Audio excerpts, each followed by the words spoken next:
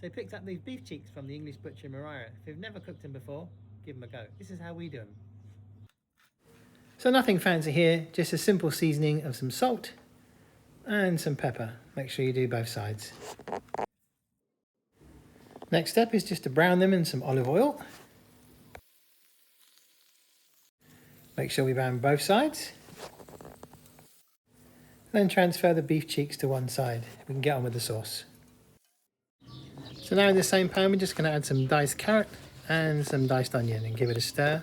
And then we're going to add some red wine to deglaze the bottom of the pan and pick up all the little bits that have got stuck, and they'll add flavour later on. The wine doesn't need to be anything special. It doesn't even need to be drinkable really, because by the time this is cooked for hours and hours and hours, you won't have a clue if it's a good wine or a bad wine. It will just taste lovely. Once the red wine's reduced by about 2/3, we add some chicken stock. And then we just place the beef cheeks back into the sauce.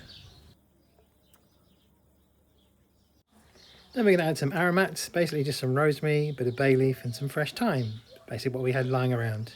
Then we're going to cover with a cartouche, which is just a posh word for a bit of parchment paper, and then pop the lid on, and we chuck it in the barbecue for about 2.5 to 3 hours, offset so it's not on direct heat. So the beef's been cooking around 3 hours at about 150 degrees. Let's see how it looks. So we remove the cartouche and the pieces of beef cheek to one side, and then we can work on thickening that sauce.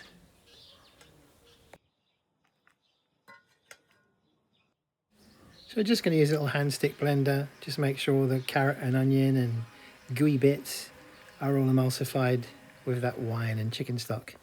It's going to be lovely, I hope. Keep going, make sure you get it nice and smooth. At this point, if you want to, you can add some little knobs of butter just to give it a glossy sheen, but it's just for dinner, so who cares? We're just going to eat it.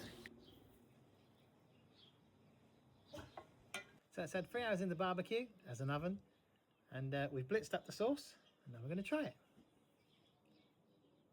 Oh my goodness, I don't even need to cut it, as you can see. Look at that.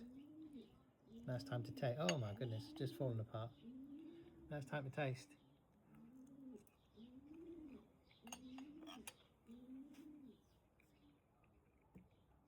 I'm going on record as saying that is the tenderest piece of beef, excuse me, I've ever eaten. That includes slow smoked brisket, everything. That is the tenderest piece of meat, beef I've ever eaten. There's potatoes. Just thinking about things, forgot to say this thing's so versatile. You can either have it like it is or like I had it, sliced up on some mashed potato with gravy and whatever you want to put with it, or you just do this. It doesn't even need any effort. And you can turn it into a really nice ragu for some spaghetti bolognese type thing, or like a beef stew, anything. It's just, look at it. Unbelievable. Super, super tender. Here we go again. Latest potatoes.